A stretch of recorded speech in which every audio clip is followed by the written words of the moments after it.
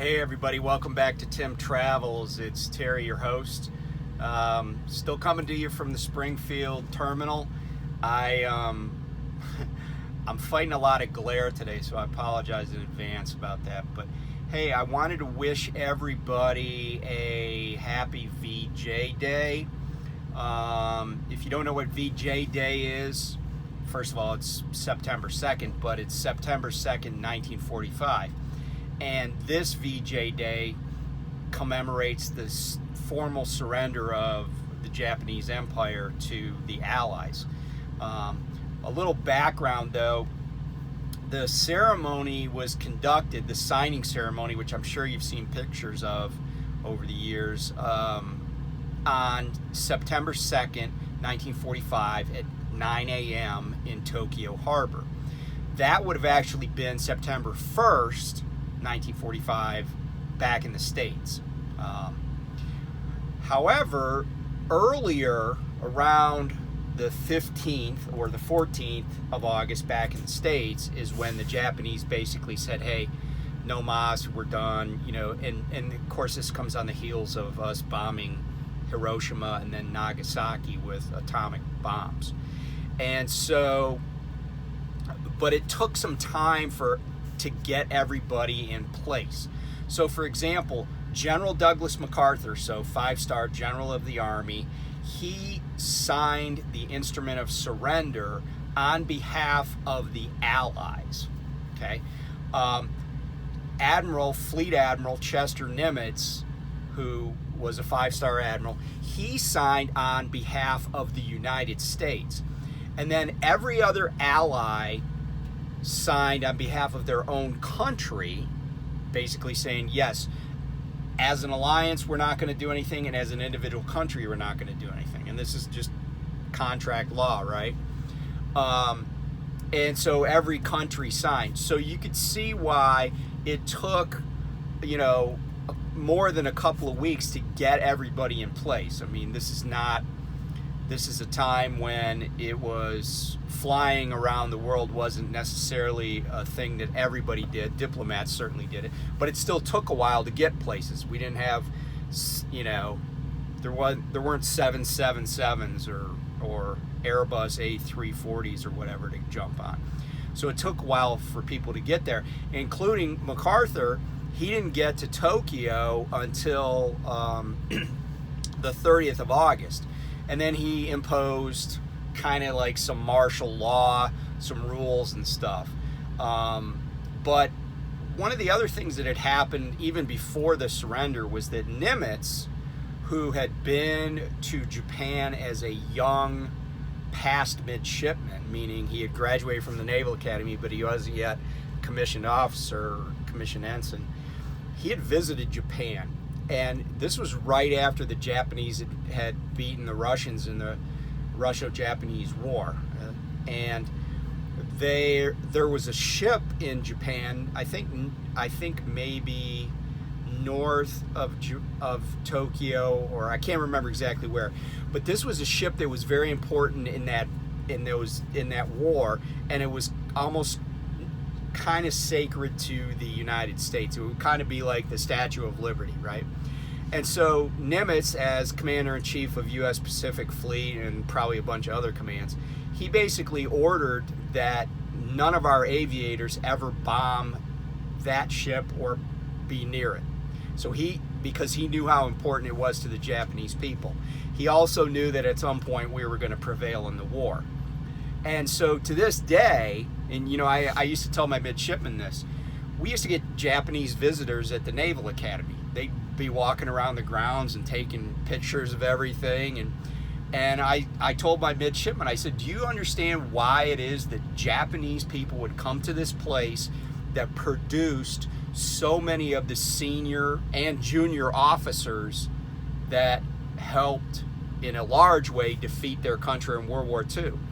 And I said it's out of respect, and especially Nimitz is, and maybe it's waned over time. But after World War II, Nimitz was very revered in Japan for his decency, his honor, and his things that he made sure didn't happen, you know, vandalism or stuff like that. So anyway, that's a little backstory on that. A little personal backstory on post World War II Japan is I had the privilege of knowing a guy that was a naval aviation guy during World War II, and he was on one of the 2 planes that did the reconnaissance this is before the surrender, actually, did the reconnaissance photos of the damage in Hiroshima and Nagasaki. And there are some famous photos of this plane, you know, maybe 1,000 feet above the ground, taking really close, really fast, but close pictures of the damage that we had done with those atomic weapons.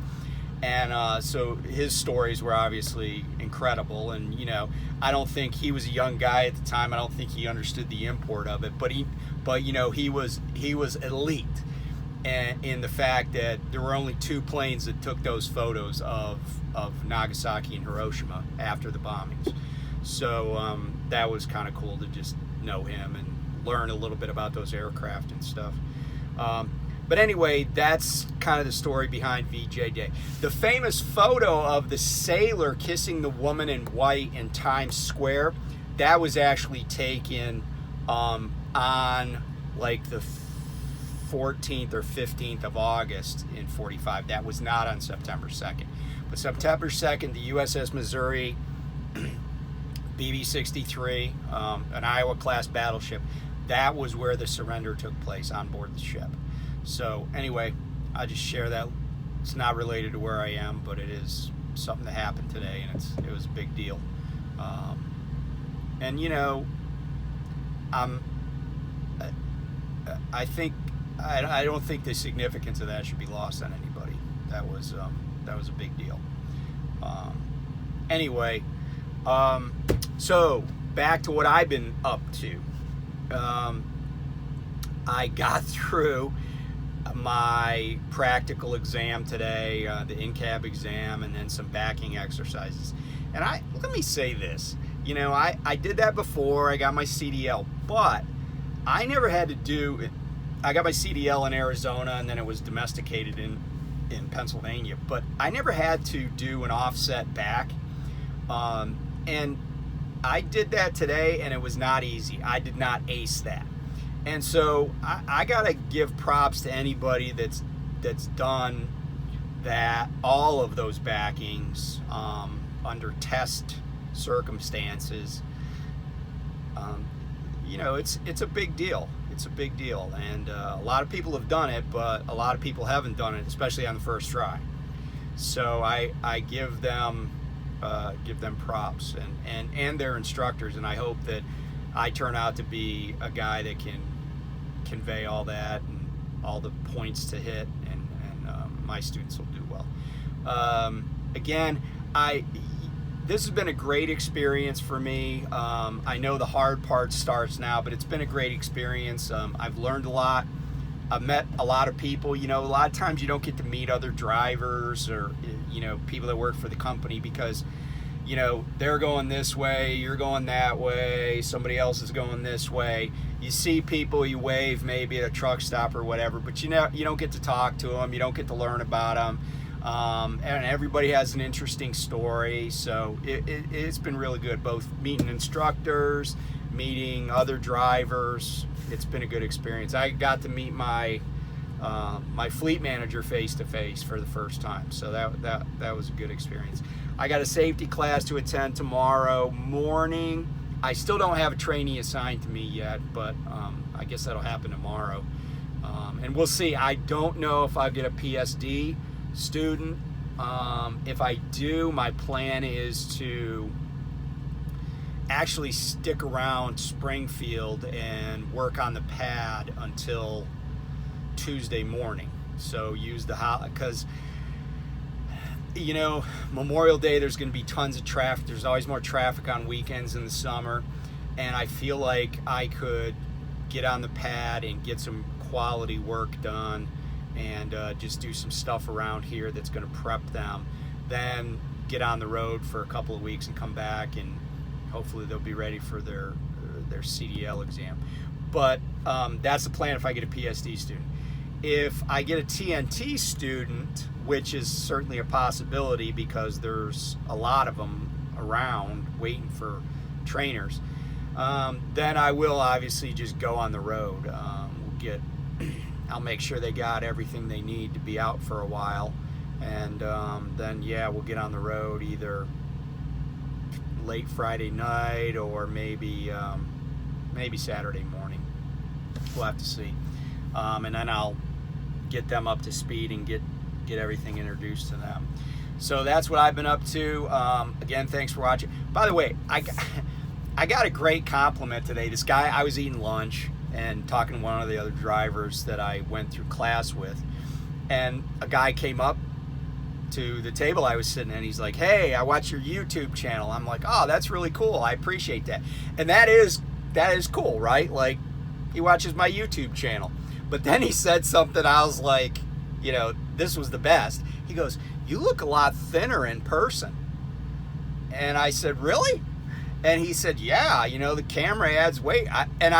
I honestly have watched my own videos, of course, but I didn't really think it was making me look larger, but I really appreciate the compliment. So that was like the best ever. You know, it's nice when people come up and recognize you anyway, but then he told me I look thinner in person. So yeah, I'm now motivated to go work out more.